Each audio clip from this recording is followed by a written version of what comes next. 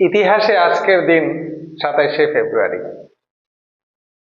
1844 খ্রিস্টাব্দে Dominican Republic হাইতির শাসন থেকে মুক্ত হয়। 1899 খ্রিস্টাব্দে চিকিৎসক চার্লস বেস্ট জন্মগ্রহণ করেন। 1853 খ্রিস্টাব্দে কবি নবীনচন্দ্র দাস জন্মগ্রহণ করেন।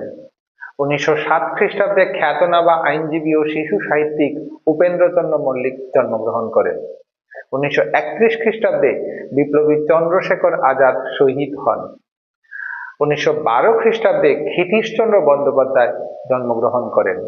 1936 খ্রিস্টাব্দে নোবেলজয়ী রুশ শারীরবিজ্ঞানী ইভান প্যাভলভ প্রয়াত হন।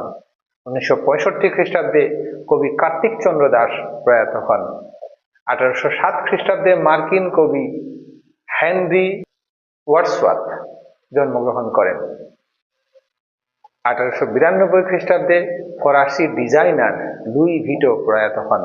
1902 খ্রিস্টাব্দে দ্য গ্রেপস অফ রাথ খ্যাত মার্কিন সাহিত্যিক জন স্টেইনব্যাক জন্মগ্রহণ করেন।